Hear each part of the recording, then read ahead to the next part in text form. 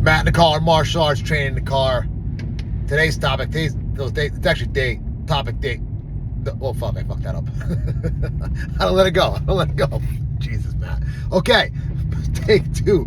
Matt in the car, martial arts training in the car. It's actually the second topic of the day.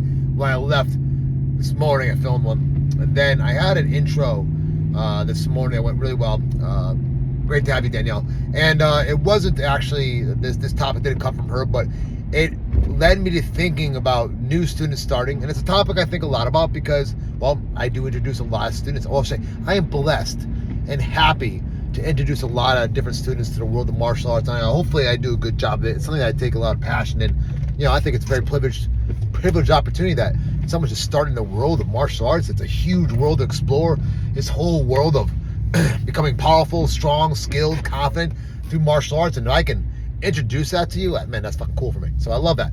But one of the topics that comes up a lot is in a broad term, safety, health. Am I going to get hurt?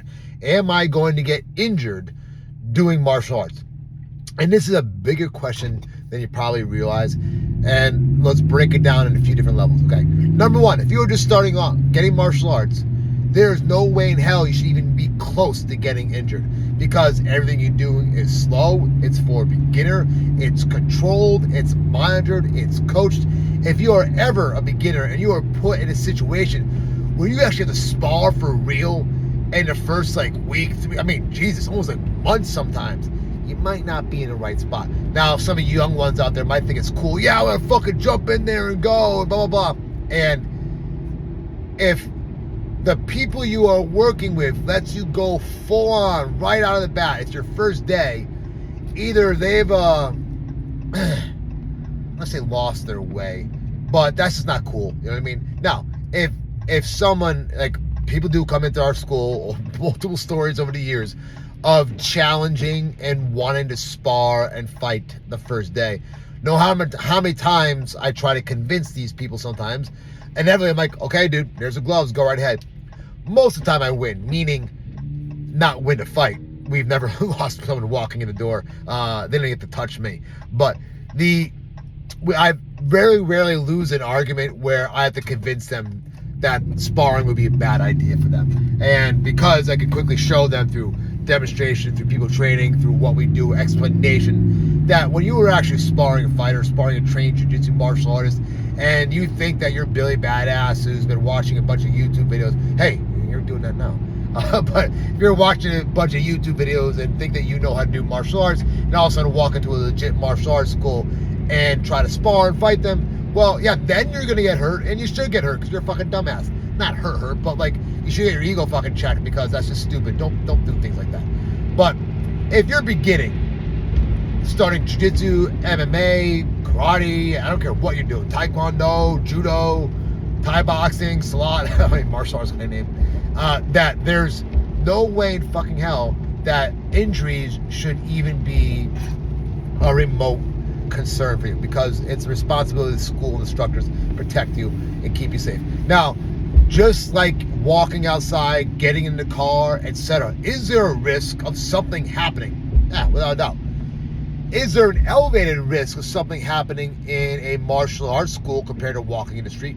Yeah, it's like making the ground a little slippery, right? That's equivalent of martial arts training. That, okay, the chances are going up, but the worst that's going to happen is you're gonna fall down, bang your butt a little bit, and that kind of hurt. And that's the extent of your beginning journey. Now, as you get closer to, let's say, being an intermediate, where you spent 6 months, a year or more there, and you've got comfortable training, you've maybe done some drills where punches or submissions are, oh fuck, so sorry. All right, I know. Yeah. Well, sorry guys, it's raining out. Everybody's going fucking crazy, and yeah, okay. Where, let's go back it up. What you're in these positions where punches are being thrown, and you're learning defense, and you're learning how to escape submissions or takedowns, all that type of thing. Well, your risk of injury might go up here because you almost, you ever heard the term, you know enough to be dangerous, and you're not dangerous to the person you're going with. Well, you could be, but you're more dangerous going to yourself. That you tend to overestimate what your body can do or what you think you're capable of, and you overestimate or you think you know something you don't, but you don't, so you do something that you think is correct but actually hurts you. So like, you know, like trying to escape a heel hook the wrong way. I don't know how many times I screamed on the mat, stop, stop, stop, because the person who was about to escape that heel hook was turning the wrong way because they thought they knew something. So yeah, at that beginner intermediate phase, that transition, I say, is where injuries can happen. Now, the types of injuries that do happen are negligible. They're bumps and bruises.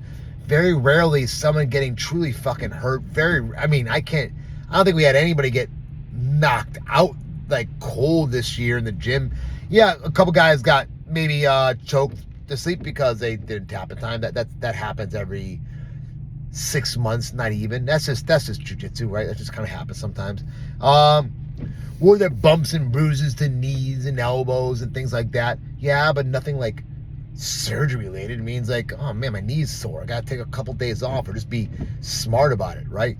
But these things can happen in every single fucking sport, every single activity. Weightlifting, strength training, playing basketball, baseball, it doesn't matter. Like, if you're doing athletic activity with your body, yeah, you are going to increase the risk of injury. Now, if you treat martial arts as this full-blown fight camp where you are trying to spar as hard as you can the whole time, go hard to your partners the whole time, well, that's all your own dumbass fault, and you are going to absolutely increase your risk of injury.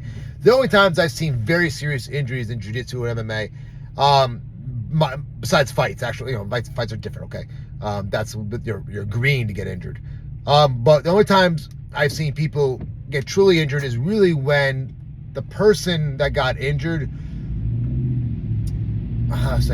was not fighting, should have given up, should have tapped, or should have gone with the situation instead of trying to fight and prove something. It's kind of, I don't, it's a hard, because I have actual people and stories in my brain, but I don't want to bring them up. But there's a few good examples in my lifetime where I've had students, and they're still students today, so I don't want to bring it up. But they've made egotistical errors. I think that's the best way I can describe it. As I was watching the exchanges, that it would probably been smarter if they tapped. Probably been smarter if they went with that takedown. Probably smarter to concede the loss instead of going through heavy damage. Just, you know, ego can really get in the way, and we don't want to lose in martial arts, and we don't want to be perceived weak, but that doesn't mean you should be perceived as stupid either, right? It's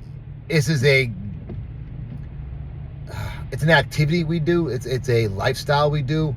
It's not life and death, though we train and think that, yeah, life and death, you know, could happen. We could be facing that situation. But you know as well as I do, how many people do you really know, besides their military or law enforcement, actually have had to fight for their lives on a regular basis? It just doesn't happen, right? Or even in general life, it just doesn't happen. It's not a common thing that we're sent into the streets to fight for our life. Now, having that skill and that confidence and that ability is, at least for me, a mind ease. Like, you know, God forbid shit hits a fan or I have to fucking fight. I know I can. I know I don't have to think about it. It's like a check mark. You know what I mean? So, but also the real reason I train martial arts is because I fucking love it, and it's a lifestyle. It's like it's something special about it. So if you're on that path, then why should you risk injury? Okay, my neck injury didn't come from martial arts. It came from fucking fighting in the fucking clubs. Like, it's not.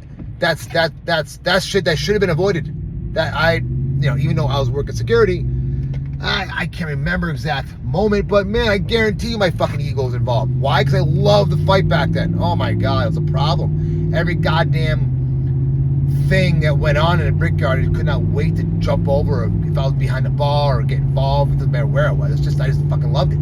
So that's not a good thing to model. Don't be that guy. So going back to the original topic, would you get injured in martial arts if you're a new student? No, you shouldn't. And be very aware of the school you're in. If your school you're in puts you in situations that you're uncomfortable with, then you really should not do it. I say this to my students, especially when they walk in the door. I will never put you in a situation that you should truly have the fear for your injury, okay? Which means if you're not ready for a situation, you're not gonna do it. I say you have to earn the right to spar, which means that I have to trust you that you can spar, but you also have to trust yourself. If you try to tell me, hey, coach, I'm ready to spar, put me in, but you can't fucking stand properly, guess what? You don't get to spar, right? Or either could be on reverse, like, hey man, you're looking really, really good. Let's get you some sparring goals. I think we're ready to take that step. You're like, I'm like, okay, never mind. I'm not doing that, you know? So there has to be a watchful eye to definitely reduce injury. And that's the responsibility of the coach. If you are a martial arts coach out there, listen, your ego can get fed too by making your students spar hard because it's fun. You get to almost say, yeah, look what I created when they're fucking beating the shit out of each other. But at the same time, they're your, like, I don't call them their children, but they're your responsibility. That you should be, you know, when my guys are sparring, especially in MMA, when they're in the cage and it's a little more spicy, I'm anxious. I'm terrified for them. I don't want them to get hurt. I understand that they won't, meaning that they'll never, like, the worst that's going to happen is they'll get a bloody nose or a little black eye. That's it. I don't allow crazy knockout power, and because the second I see it, I know that we've gone wild and we've lost control of the sparring situation. So I stop the fight or pause it and reset.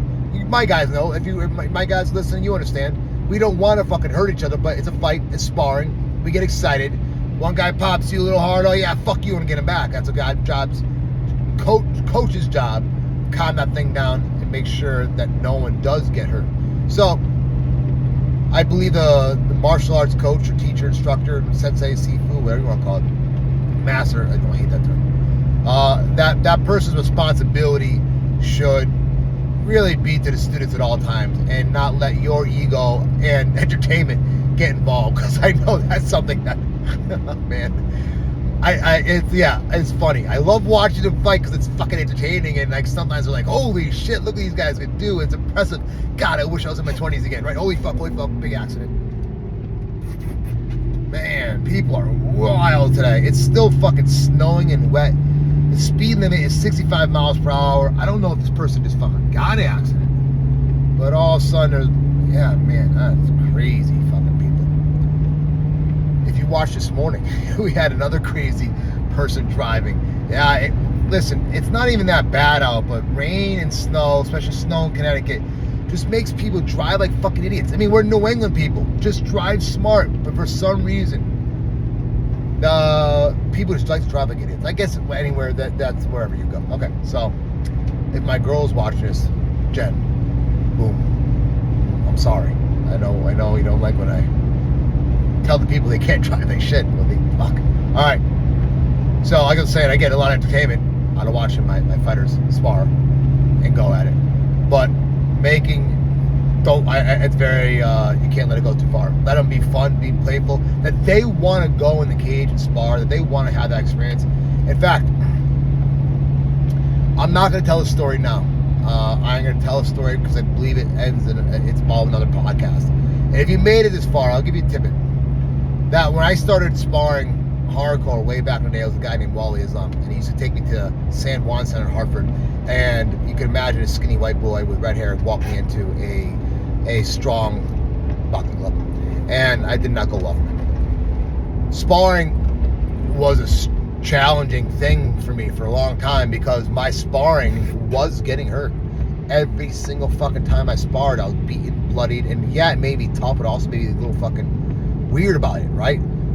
And when it came time for me to get, I left Xi'an, I left Wally Islam, and I'll tell you, the story I'll tell will go into deeper why.